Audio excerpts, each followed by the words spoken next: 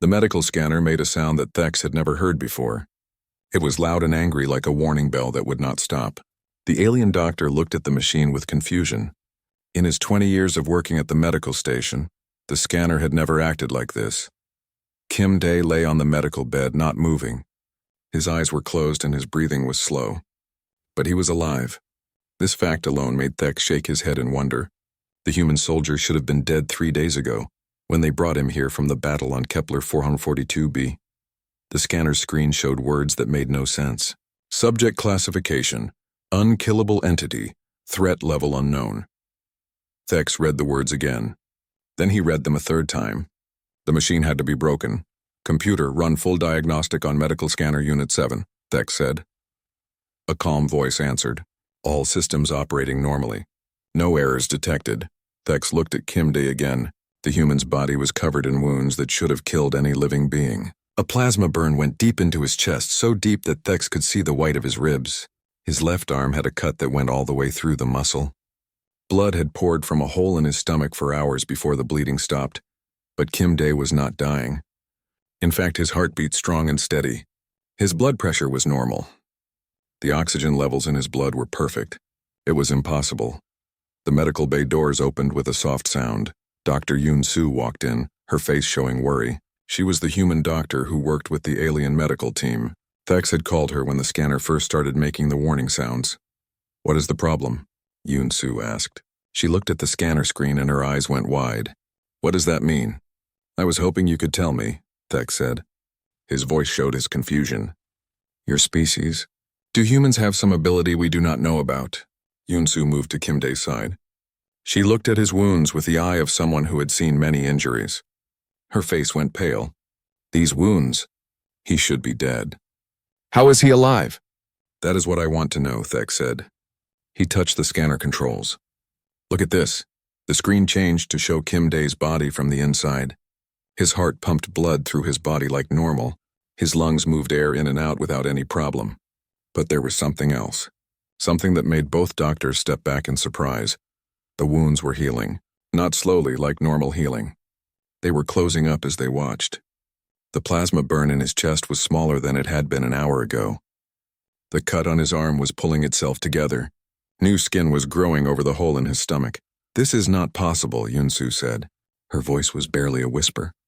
Humans do not heal like this. I have been a doctor for 20 years. I have never seen anything like this. Thex made the scanner take more pictures. Each one showed the same thing. Kim Day's body was fixing itself at a speed that no known species could match. Even the regenerative people of Altair Prime took weeks to heal wounds like these. Kim Day was doing it in hours. We need to call Chief Medical Officer Quilks, Thex said. This is beyond what we can handle. The scanner made another sound. This time it was different. More urgent. The screen flashed red words. Warning. Cellular regeneration accelerating. Unknown biological process detected. Yoon Soo put her hand on Kim Day's forehead. His skin felt warm but not feverish. Kim Day, she said softly. Can you hear me? The human soldier did not answer, but his breathing changed just a little, like he was starting to wake up from a deep sleep. Quilix arrived within minutes. The chief medical officer was a tall, thin alien with 4 arms and silver skin. He had seen many strange things in his long career, but when he looked at the scanner readings, even he seemed shocked. This human is healing faster than our best medical machines can repair tissue, Quilks said. How is this possible? We do not know, Thex answered, but it is happening right in front of us. Quilks studied Kim Day's medical history on another screen. He is a soldier. He has been in many battles. Look at this. He has been hurt badly many times before, but he always recovers. Always survives. Yoon Soo read over Quilks' shoulder. Poison from a Zenth spider bite. That should have killed him in minutes. But he lived. Plasma burns from a Krell weapon. That should have put him in a medical tank for months. But he was fighting again in 2 weeks. Each time he gets hurt, he recovers faster than before, Quilks noted. It is like his body is learning, getting better at healing itself. The scanner made another warning sound. The screen now showed something that made all 3 doctors step back. Kim Day's cellular activity was increasing. His body was working harder than any human body should be able to work. But instead of showing stress, all his vital signs remained perfect. We need to move him to the isolation ward, Quilks decided. Until we understand what is happening, he could be dangerous. Dangerous? Yun-Su asked. He is unconscious and wounded. He is also impossible to kill according to our most advanced medical scanner, Quilks replied. We do not know what that means. We do not know what he might become when he wakes up. As they prepared to move Kim-Dae, the scanner made one final sound. The screen showed new words that made everyone in the room feel afraid. Evolution in progress, subject classification, unknown life form. Thex looked at the human soldier with new eyes. What was Kim-Dae becoming? And what did it mean for everyone else in the galaxy? Dr. Yun-Su could not sleep. She sat in her small office looking at Kim-Dae's medical files on her computer screen. The numbers made no sense. Every injury he had ever gotten should have killed him or left him unable to fight. But each time he came back stronger. The isolation ward was 3 levels below her office. Kim-Dae lay there now, connected to machines that watched every beat of his heart. Thex stayed with him all night, taking notes on how fast his wounds were healing. The alien doctor sent reports every hour. Each report was more impossible than the last. Yun-Su pulled up Kim-Dae's first medical record. It was from his basic training on Earth 5 years ago. A training accident. A heavy machine had fallen on him, crushing his chest and breaking most of his ribs. The report said he had died for 3 minutes before the medical team got his heart beating again. But that was not the strange part. The strange part came later. After he healed, Kim-Dae could run faster than any other soldier in his unit. His reflexes were quicker. His eyesight was better. The military doctors said it was just good physical therapy. Now Yun-Su was not so sure. She looked at the next file. 6 months later, Kim-Dae's unit was attacked by space pirates. A plasma blast hit him in the shoulder. The weapon was strong enough to cut through metal. It should have taken his arm off. Instead, the burn healed in days instead of weeks. And after that, he could lift twice as much weight as before. File after file showed the same pattern. Each time Kim-Dae got hurt, each time he almost died, he came back better than before, stronger, faster, tougher. It was like his body was learning from each injury, figuring out how to survive the next one. The door to her office opened. Thex walked in looking tired. He is still healing, the alien doctor said. But now something else is happening. His muscle mass is increasing. His bone density is getting higher. It is like he is rebuilding himself to be stronger. I have been looking at his history, Yun-Su said. She turned her computer screen so Thex could see. This has been happening for years. Every major injury makes him more than he was before. Thex studied the files. This is not normal human biology. This is something else, something new. A communication signal came through the station's speakers. Dr. Yun-Su, please report to Landing Bay 7. You have a visitor. Yun-Su and Thex went to the landing bay together. A small military ship had just arrived. The door opened and a man in a soldier's uniform stepped out. He was tall and strong, with scars on his face and hands. His name tag said Lee Jun. I am here about Kim-Dae, Lee Jun said. I am his squad leader. I heard what happened to him in the battle. He is alive, Yun-Su said, but there are things we need to understand about his condition. Lee Jun's face became serious. What kind of things? Thex explained about the scanner warnings and the impossible healing. Lee Jun listened without speaking. When Thex finished, Lee Jun was quiet for a long moment. I need to see him, Lee Jun finally said. They took him to the isolation ward. Through the thick glass window, they could see Kim-Dae on the medical bed. His wounds were almost completely healed now. What had been deep cuts and burns just hours ago were now pink scars that were fading as they watched. How long have you known? Yun-Su asked. Lee Jun did not answer right away. He watched his soldier heal with eyes that showed he had seen this before. Kim-Dae is special, Lee Jun said, but he is not the only one. What do you mean? Thex asked. Lee Jun looked around to make sure no one else could hear. Then he spoke in a low voice. There are 12 humans like Kim-Dae, 12 that we know of. They all serve in different units on different ships, fighting in different parts of the galaxy, and they all have the same ability. The same ability to heal? Yun-Su asked. The same ability to survive, Lee Jun corrected. No matter what happens to them, they find a way to live through it. And each time they survive something that should kill them, they become harder to kill the next time. Thex made notes on his tablet. How long has Earth known about this? The military has been watching soldiers like Kim-Dae for 3 years, Li Jun said. At first they thought it was just luck. Some people are harder to kill than others, but then the pattern became clear. These 12 humans are changing, evolving. Evolving into what? Yunsu asked. We do not know, Li Jun admitted. The scientists on Earth have theories. They think that when humans face deadly situations in space, some of us adapt. Not just mentally, but physically. Our bodies learn to survive things that would kill normal people. The scanner in the isolation ward made a new sound. All three of them looked at the screen. New words appeared. Adaptive apex predator. Evolutionary acceleration detected. Apex predator.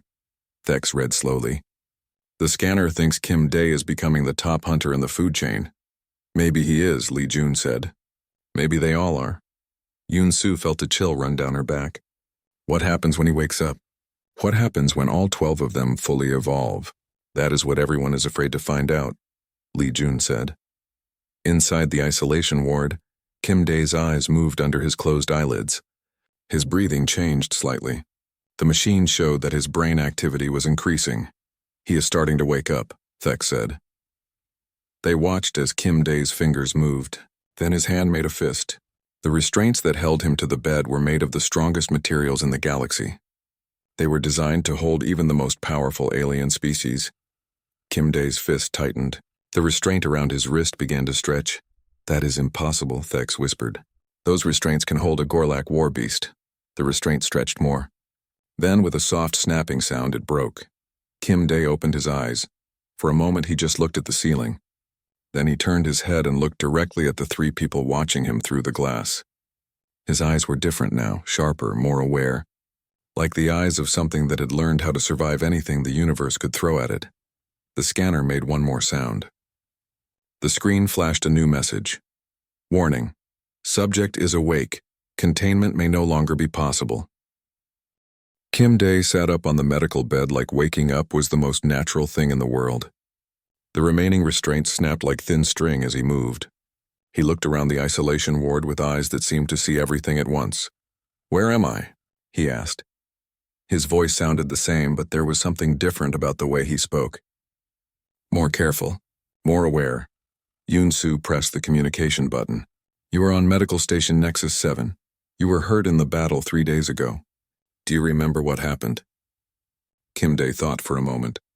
The Krell attacked our position. Plasma fire everywhere. Something hit me in the chest. After that, he touched his chest where the plasma burn had been. Now there was only smooth skin.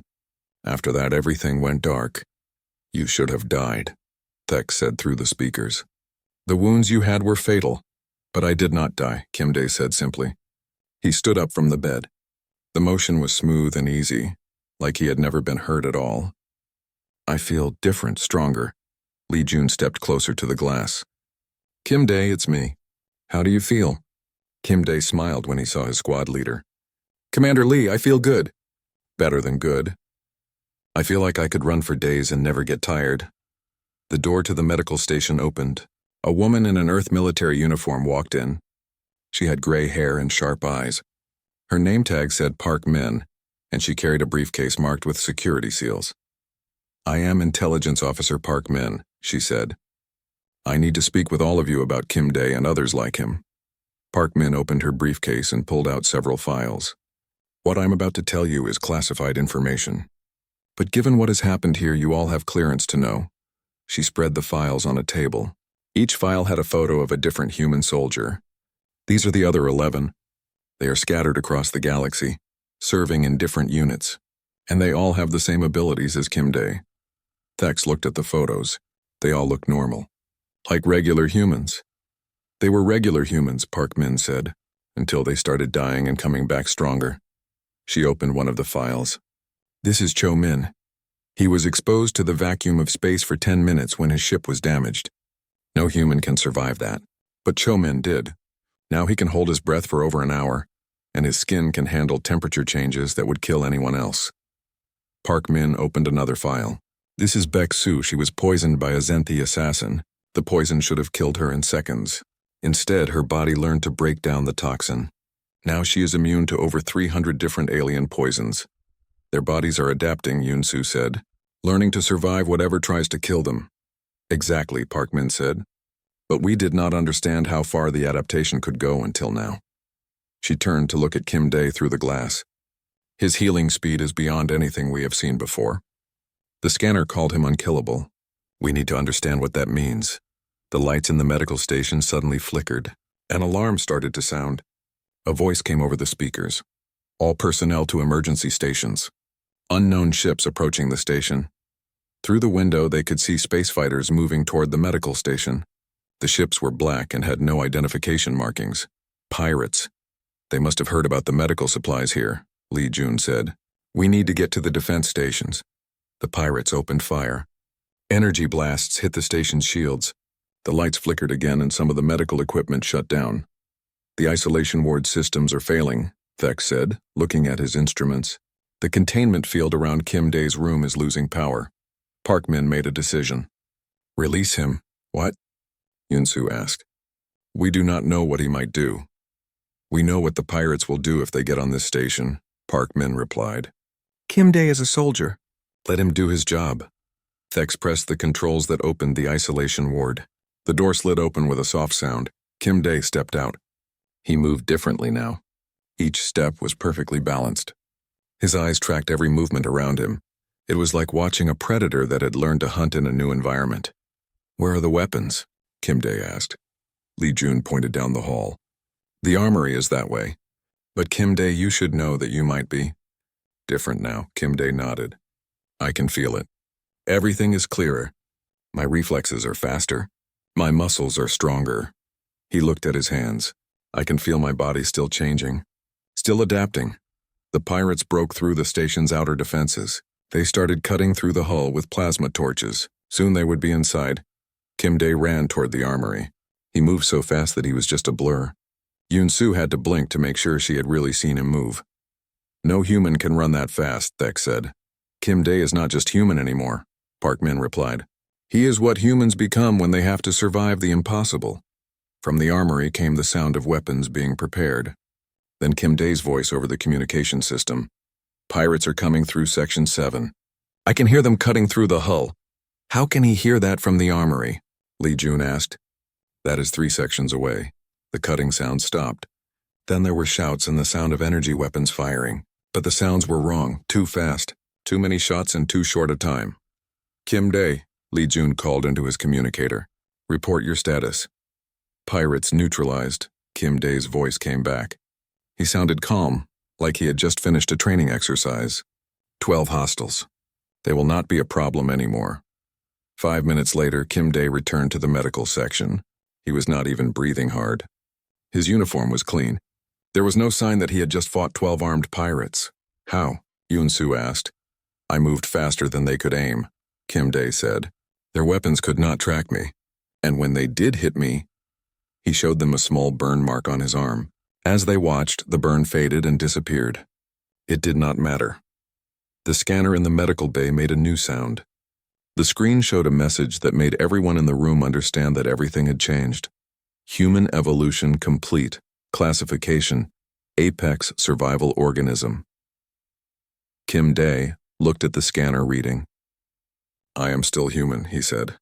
I still remember who I am, who I care about, but I am also something more now. Parkman made notes in her file. The question is, what happens when all 12 of you finish evolving? What happens when humanity has 12 beings who are impossible to kill? Kim Dae smiled. I guess we will find out. The ship called Harmony's Edge was bigger than any space station Kim Dae had ever seen. It belonged to the Galactic Council, and it was built for one purpose, to study things that the galaxy did not understand. Now it was studying him. Commander Rith walked beside Kim Dae through the long metal hallways. Rith was a Valkorian, tall and strong with blue skin and 4 eyes. He had fought in wars against 6 different species and had never lost a battle. But when he looked at Kim Dae, his expression showed something like worry. The Council is concerned, Rith said as they walked. Reports of unkillable humans have reached every corner of the galaxy. Some species think humanity is preparing for war.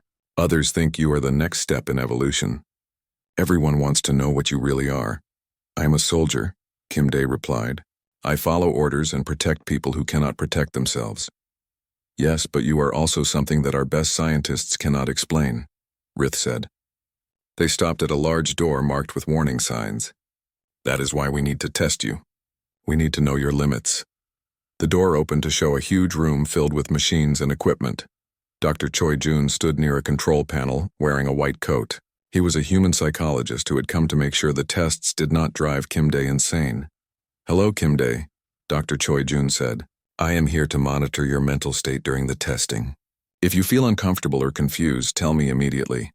Kim Dae nodded. What kind of tests? Rith activated a holographic display. We will start with basic survival scenarios. Environments that would kill most species instantly. If you survive those, we will move to more extreme tests. The first test chamber was filled with poison gas.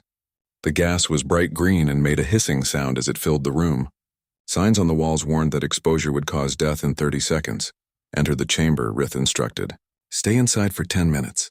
Kim Dae walked into the poison gas without fear. He breathed normally as if the air was perfectly safe. Dr. Choi Jun watched his vital signs on a monitor. Heart rate normal. Brain activity normal. Oxygen levels in his blood remained perfect even though he was breathing poison. Impossible, Rith muttered. That gas has killed Gorlak warriors in seconds. After 10 minutes, Kim Dae walked out of the chamber. The gas tastes strange, he said. But it did not hurt me. The second test was extreme heat. The chamber reached temperatures that could melt steel. Kim Dae stayed inside for 20 minutes. His skin turned red, but he did not burn. When he came out, his skin returned to normal color within minutes. The third test was extreme cold. Temperatures low enough to freeze alien blood solid. Kim Dae's breath made frost clouds in the air, but he moved normally. His body temperature dropped, but his organs continued to work perfectly. His body is adapting to each environment in real time, Dr. Choi Jun reported. His metabolism slows in the cold to conserve energy. His skin hardens in the heat to prevent burning. His lungs filter poison from the air automatically. Rith made notes on his tablet. These adaptations should take millions of years of evolution. He is doing them in minutes. The tests became more extreme. Kim Dae was exposed to radiation that would kill most aliens instantly. His cells absorbed the radiation and used it as energy. He was placed in a vacuum chamber with no air. His skin sealed itself and his breathing stopped, but his brain remained active and aware. How do you feel? Dr. Choi Jun asked after each test. Different each time, Kim Dae answered honestly. Like my body knows what it needs to do to survive. I do not think about it. It just happens. The final test was the most dangerous. A mechanical beast designed to hunt and kill the galaxy's most dangerous criminals. It had claws that could cut through ship armor and reflexes faster than any living creature. This test is voluntary, Rith said. The beast has killed everything we have put against it. Kim Dae looked at the mechanical hunter through thick glass. It was twice his size and covered in weapons. Release it. The beast moved faster than anything should be able to move. Its claws struck where Kim Dae had been standing, but he was no longer there. He had moved even faster, flowing around the beast's attacks like water around rocks. Kim Dae did not try to destroy the beast. Instead, he studied it. He learned its patterns. He discovered its weaknesses. Then, with movements too quick for the cameras to follow, he disabled its weapons and shut down its systems. The beast is designed to be unbeatable, Rith said in shock. Nothing should be able to move that fast.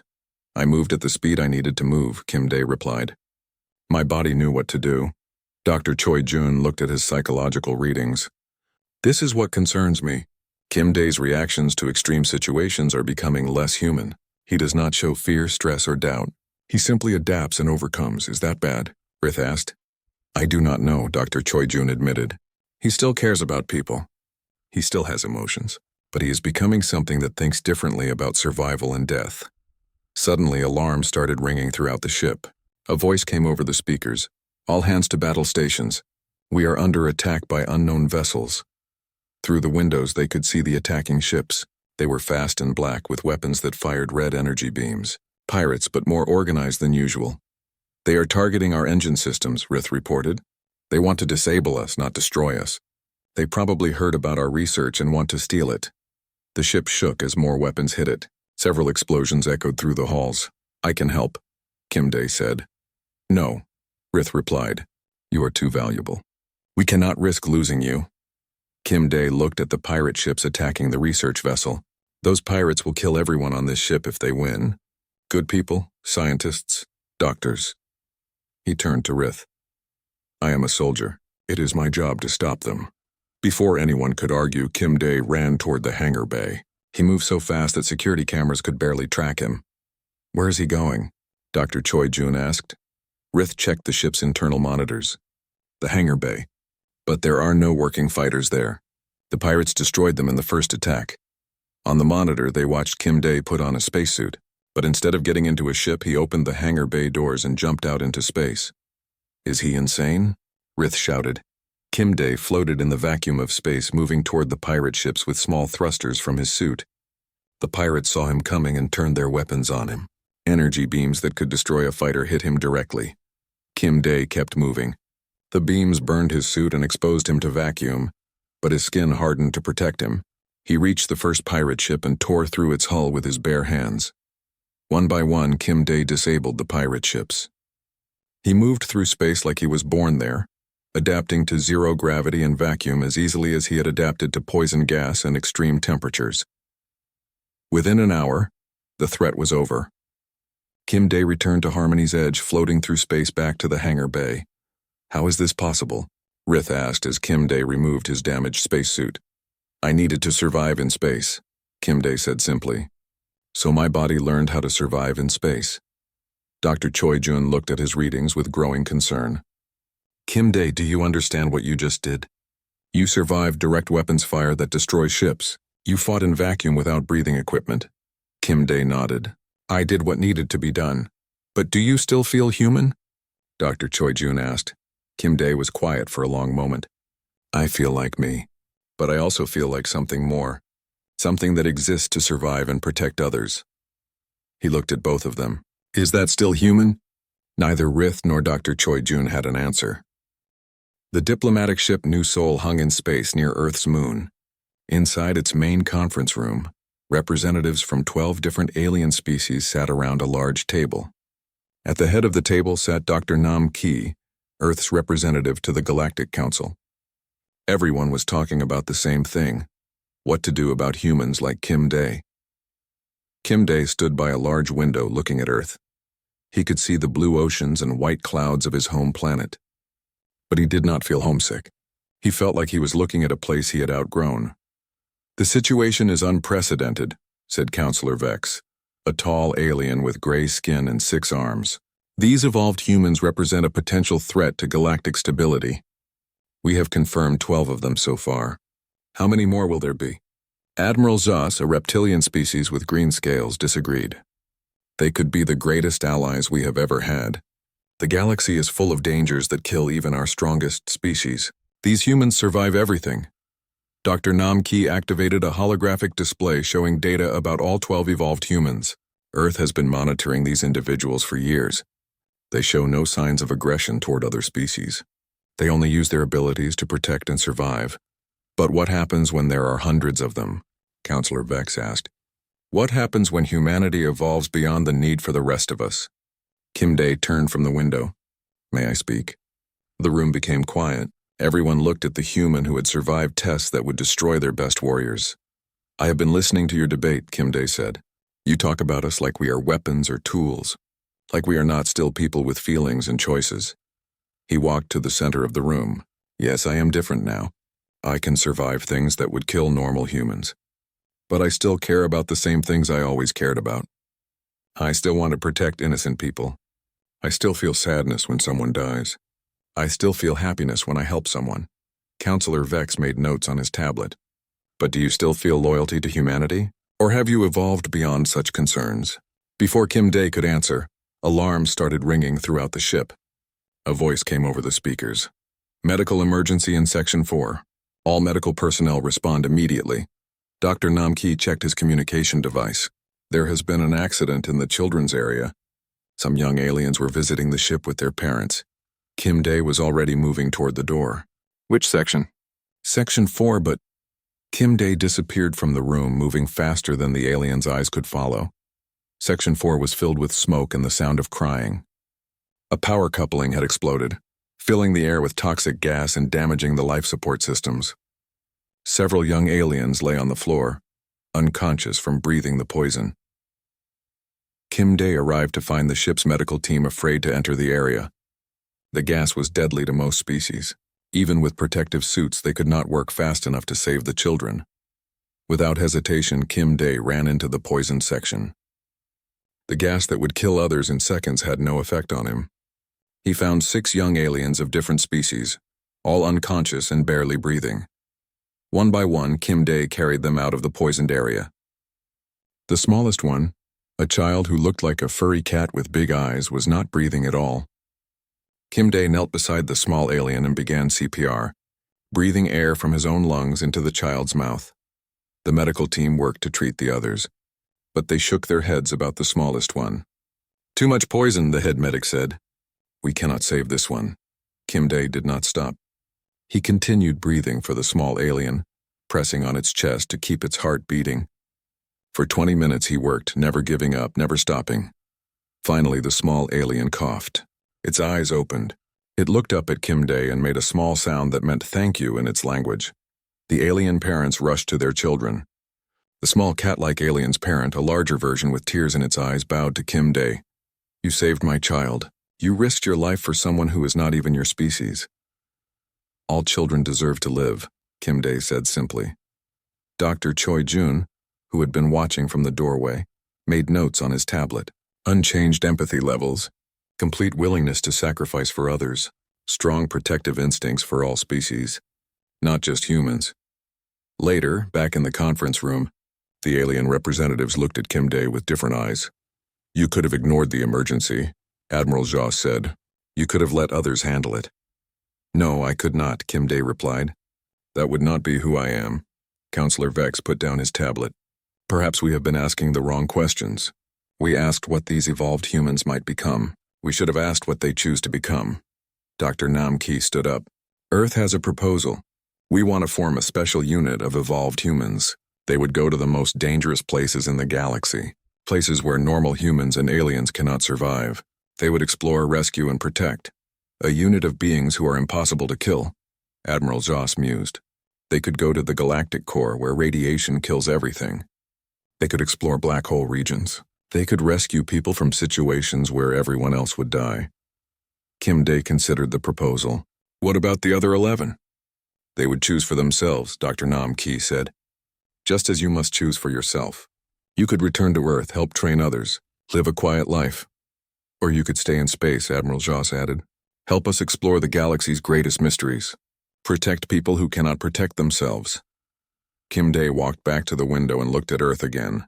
Then he looked out at the stars beyond. Somewhere in that darkness were dangers that killed even the strongest species. Somewhere were people who needed help that only someone like him could provide. "I choose to stay in space," Kim Day said, "but not as a weapon or a tool. As a protector." Counselor Vex programmed something into his tablet. "Then let us update your official classification." He showed the screen to everyone in the room. It read, "Human Evolutionary Guardian. Threat level protective." Dr. Choi Jun smiled. "That is exactly what you are, Kim Day. A guardian who cannot be killed, choosing to protect those who can be." 6 months later, reports came from across the galaxy. Humans were appearing in the most dangerous regions of space. They rescued colonists from toxic worlds. They explored areas where radiation killed everything else. They saved ships that were lost in areas where no one else could survive. Each time they were injured, each time they faced death, they adapted and became stronger. But they also remained human in the ways that mattered most. They still cared. They still protected. They still chose to help others instead of helping only themselves. The galaxy learned that evolution was not just about becoming stronger or harder to kill. It was about choosing what to do with that strength, and humanity, even its most evolved members, chose to protect life rather than take it. Kim Day stood on the bridge of his new ship, looking out at a star system where no one had ever gone before. Somewhere in that system might be new life, new civilizations, new dangers. His job was to explore it safely and make sure that when others followed, they would be protected. The scanner on his ship read his vital signs and displayed its analysis. Captain Kim Day, Human Evolution Guardian. Status: impossible to kill. Impossible to corrupt, Kim Day smiled. That was exactly who he chose to be.